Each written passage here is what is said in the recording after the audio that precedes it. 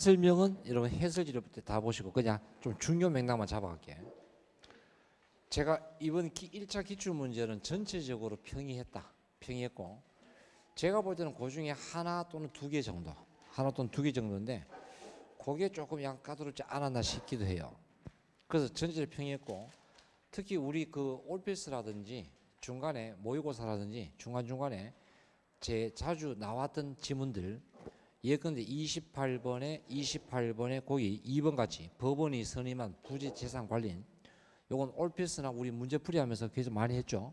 뭐 그냥 고소하지 못하고 뭘 바꿔야 돼? 허가를 받고 하시오. 이런 거라든지. 그 다음에 29번에 체포구속 절차 문제를 다 평이했는데 뭐 다 알고 있는 내용인데 다만 우리 여러분 외국인 같은 경우 요 파일 우리 공부한 적 있지. 뭐 외국인은 체포할 때 진술 거부권과 함께 뭘 고지합니까? 영사 통보 신청할 수 있으면 고지한다. 고지 안 하면 위법이다. 본 케이스. 그럼 이때 1번은 여러분 1번은 뭐가 틀렸니? 자 주목 1번 그 다음에 3번 그 다음에 4번 다 특히 1번 4번 우리 수업 때 맨날 다뤘던 내용들이야. 여러분 영장을 발부는 받았는데 1번 알지? 소지 안 했다.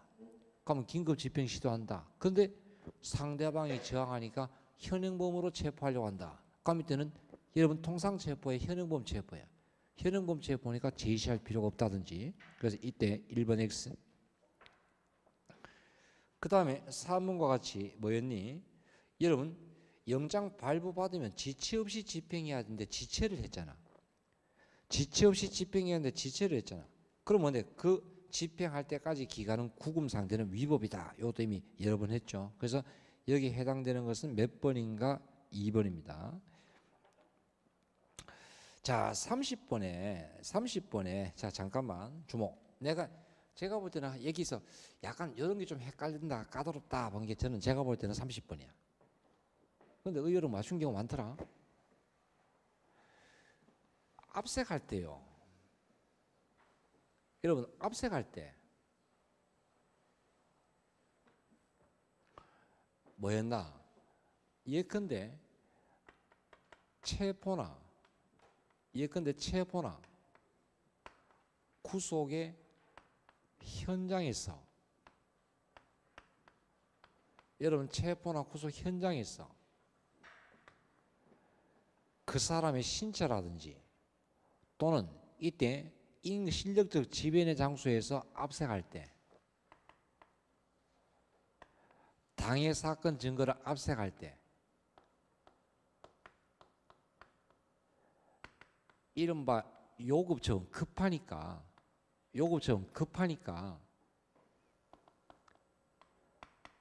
요급처분 적용됩니다. 요급처분 적용된다 말은 참여 없이도 또는 뭔데 야간이라도 이런 원칙은 야간 집행이야 주간 집행이야. 주간 집행인데 급하니까 야간에도 할 수 있다. 또는 이게 뭔데 예컨대 범죄 장소에서 압수금도 마찬가지인데 그런데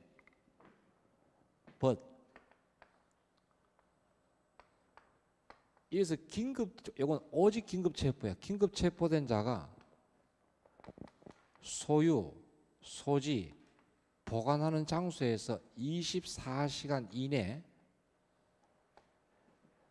여기서 압수금을 할 때는 요건 이미 시간을 몇 시간 주어졌니? 24시간 주어졌기 때문에 이때는 절차를 다 지켜라. 요급처분 정되지 않게 됩니다. 그러면 기본적으로 야간 집행이야 주간 집행이야? 주간 집행해야 돼. 요걸 알고 있는 상태에서 문제 출발합니다. 그럼 거기에 기억. 자, 원칙은 야간 집행 기재가 없으면은 원칙은 야간 집행하지 못한다. 그냥 원칙이야. 옵니다. 근데 문제 봤더니 지금 문제에서 뭔데? 긴급 체포 후 체포 현장이 아닌 소유 소지 보관하는 장소지. 지금 현재 야간에 지금 압색하려고 해. 그러면 자, 주목. 그럼 법대로 하게 되면 긴급 체포된 자가 소유 소지 보관하는 장소에서 압수검할 때는 요급 처분 정되지 아니하니까 원칙은 야간 집행이 안 된단 말이야. 그런데 야간 집행할 수 없는데 문제는 여기서 판례가 야 긴급처보다 급한데 그래서 야간에 압색하더라도 이걸 인정하고 있어. 그러면 니은은 뭐였니? 야간에 하더라도 인정하고 있으니까 앞에 주가 판례지. 그러면 적법하다 보고 있어요. 그래서 니은이 X야. 그러니까 제가 볼 때는 이게 가장 까다로운 문제야. 자, 그 다음에 여기서 이때 뒤끝은 뭐였니? 요거는 요급 처분에 관한 내용이야. 리을은 우리가 너무나 잘 알고 있는 체포시부터 48 잘 알고 있는 내용이지. 그래서 이때 요게 좀 까다로웠구나. 그 다음에 31번 같은 경우도 1번 뭐였니? 혐의 내세야지. 자, 2번에 잠깐만. 주목, 내가 요거 외우라고 했지. 압색할 때는 관련성을 가지고 있어야 되는데 그 관련성 중에서 특히 사건 관련성과 관계해서 내가 문장을 기억하라고 했어. 기억나니? 문장이 뭐였니? 혐의 사실 자체. 기억나니? 그럼 그 혐의 사실 자체와 동일성 인정되는 기본적 동일성 인정되는 사건. 그리고 마지막 문장이 뭔데? 간접 정황. 요 문장 기억하면은 이번에 간접이나 정황 증거도 압색에 포함될 수 있다. 그럼 그걸 연기시키면 바로 풀릴 수 있는 문제야. 그래서 2번도 X입니다. 그 다음에 4번은 잠깐만 4번은 우리 요거 판례수업할 때 기억나니? 뭐였다? 갑이라고 하는 사람이 을에게 피시 증거 인멸하라고 교사합니다. 그럼 증거 인멸하라고 교사한다 말은 자기가 그 피시를 계속 지배하겠다, 지배하지 않겠다, 지배하지 않겠다는 뜻이야. 근데 을이 그 피시를 받아가지고 여기서 이미 제출합니다. 그러면 제출한 사람은 을이지만 소유자는 갑인데 그러면 갑을 참여시켜야 되나? 중요한 건 갑이 지배를 하겠다는 거예요? 지배를 포기하겠다는 거예요? 포기하겠다고 볼 수 있지. 따라서 참여를 시킬 필요가 있어 없어? 없다 본 케이스지.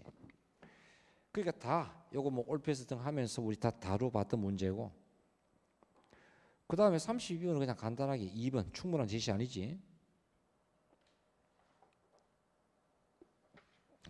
자, 그 다음에 33번도 수사준칙 제대로 읽었니? 이런 문제. 자, 보지 말고 나 좀 봐. 제대로 읽었니? 자, 여러분 이때 그러면 수사를 종결하고 불송치 결정하면 검사가 재수사 요청합니다. 근데 재수사가 진행되는데 이때 이의 신청이 들어옵니다. 그럼 어떻게 한다? 바로 중단하고 송치. 그냥 그 내용이잖아. 그래서 간단한 문제고. 오늘 아까 왔던 친구 중에 한 상당수가 한 몇 명이 선생님 형사소송법은 한 문제가 틀렸습니다. 그럼 난 아까 요급처분 그거 틀렸나 생각했는데 전혀 엉뚱하게 34번을 틀렸습니다 라는 경우도 있어. 내가 증명할 때 우리 기억나지? 증명의 가장 기본 구조 기억납니까?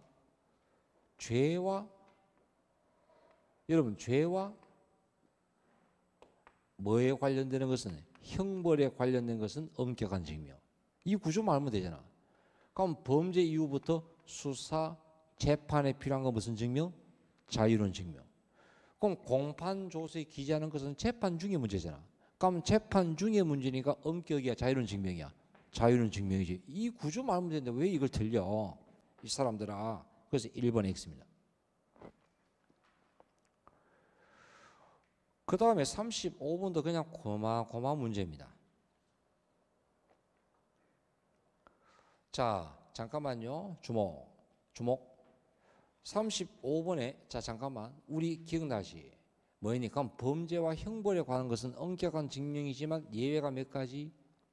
기억나니? 3가지. 심, 몰, 공. 심신, 몰수, 추징, 공익성. 명예훼손죄에서 공익성. 그거잖아. 얘들아, 그럼 이건 무슨 증명이다? 자유로운 증명. 주목. 그럼 자유로운 증명은 무슨 증거 써도 괜찮다? 전문 증거 써도 괜찮다. 그럼 바로 4번 X지.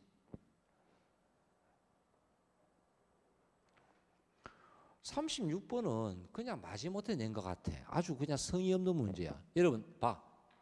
증거 동의는 변호인은 어디에 반하지 않는다. 명시한 의사에 뭐 이딴 걸 내고 있어. 순간 화가 납니다.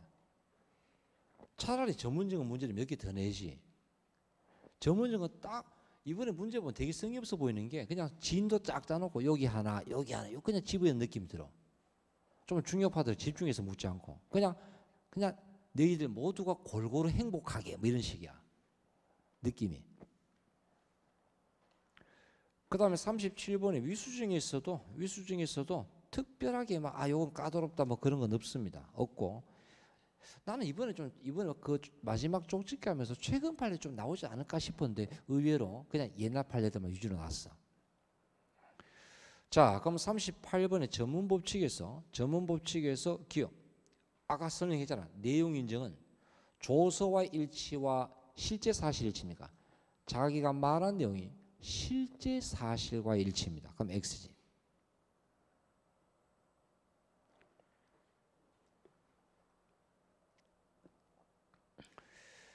그 다음에 니은 맞죠? 뭐 수사 과정에서 작성된 조서라면 뭐든지 관계없이 피신 조서야. 그럼 내용 부인하면 끝이야. 자, 뒤끝 나 좀 볼래? 너가 우리 수업하다 그거 기억나니? 정당 가입 여부를 조사하기 위해서 피해자 집에 참고인 집에 방문해서 진술서를 작성한 경우 기억나지? 다만 뭘 작성하지 않았니? 기록을 남기지 않았다. 그 판례지. 그 내용이잖아. 그럼 여러분 봐. 수사기관에서 조사한 거야. 그 사람 집이야. 집을 방문했더라도 조사 과정에서 작성되면 요거는 13조야 12조야. 12조란 뜻이야. 맞는 질문이지. 그 다음에 그러다가 갑자기 순간 화가 납니다. 미음, 주목. 기억나니? 휴대전화기에 저장된 문자 정보 자체. 수표. 딱 나오자마자 우리 바로 뭐를 연기시켜? 휴대전화기에 저장된 문자 정보 자체는 수표는 단지 증거물로서 전문법칙이 정되지 아니한다. 그러면 진정 성립해야 돼. 그냥 제시하면 돼. 제시하면 된다. 그러니까 다 전문법칙이라서 나는 그래 한 문제가 나왔길래 야 정말 어렵게 냈나? 했더니 순간 맥이 풀리는 문제야. 그러니까 이거는 누가 틀리나 누가 더 맞춘다가 중요한 거. 누구나 서바이벌 게임이야. 제가 볼 때는 2개 이상 탱수법에서 2개 이상 나갔다. 아유 안 좋아. 그러니까 어제 와가지고 선생님 형수법은 1개 틀렸어요. 이번에 2개 틀렸어 하는데 내가 옛날 문제 좀 어려워. 잘했어 하는데 이번 2개 틀렸어요. 3개 틀렸어 하는데 순간 잘했어란 말을 못 하겠어요. 왜? 대체로 다 그 정도는 맞추거든. 무슨 말인지 알겠지? 그러면 이 다음의 시험은 이보다 더 떨어질 수는 없다는 뜻이야. 제가 볼 때는. 그리고 이번 특징은 보통 특징은 약간 벗어난 게 뭔데? 그냥 골고루 냈어. 원래대로라면 이 자백 보안 같은 거 안 나와. 주로 어딥니까? 전문법칙 한 2-3개. 위수정이나 자백 배제 2개. 증명 하나 이런 식인데 이건 골고루 내잖아. 증거 동의도 내고 내는 것도 뭔데 그냥 간단하게 변호인 피의자 명시한 의사 뭐 이딴 걸 내고 그런 특징을 가지고 있어. 그 다음에 39번에 그러다가 뭔데 자백 보강 법칙도 황당합니다. 뭐였니? 자 여러분 이때 자 잠깐만요. 우리 마지막 요거 우리 저번 주에 마지막 수업할 때 기억나지? 보강 증거가 되려면 자백과 독립적이어야 돼. 그런데 갑이라는 피고인이 자백하는데 을이 증언하는데 갑에게 들었을 때 그러면 갑의 자백과 을의 증언은 하나입니까? 별개입니까? 분명히 별개는 맞아. 그러면 을의 증언은 여기에 포함되지 않는다. 그러나 내용을 들어봤더니 그놈이야. 같은 내용이야. 사실상 독립성이 없어. 그래서 보강 증거가 될 수 없다는 뜻이야. 그래서 뭐가 들렸니? 포함되지는 않는다까지는 맞는데 보강 증거는 될 수 없다 해야지. 난이도는 상중하에서 제가 볼 때는 하하. 그냥 하야.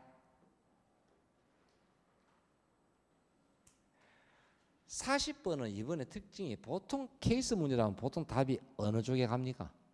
형법 쪽이 아니고 형소법 쪽인데 이번에는 특징이 뭐죠? 형사소송법 쪽이 아니라 형법 쪽에 맞췄어요. 요거 아마 그 형법에서 어느 죄로 연결됩니까? 주로 배임 같은 이렇게 재산범죄 연결되는데 그럼 형소법의 문제와 관계에서는 그냥 뒤끝하고 리얼인데 자 보지 말고 뒤끝 뭐였니? 재산죄에서 아까 우리 수업할 때 친족관계 사촌이야. 그럼 친고죄. 그지? 그럼 친고죄니까 2월부터 먼저 불면은 그럼 고소기간 적용받겠지. 친고죄는 몇 개월이야? 6개월. 그럼 범죄 종료되고 이미 6개월 다 한참 해봐도 다 지나버렸네. 그래서 지났다. 맞지? 그 다음에 자 주목.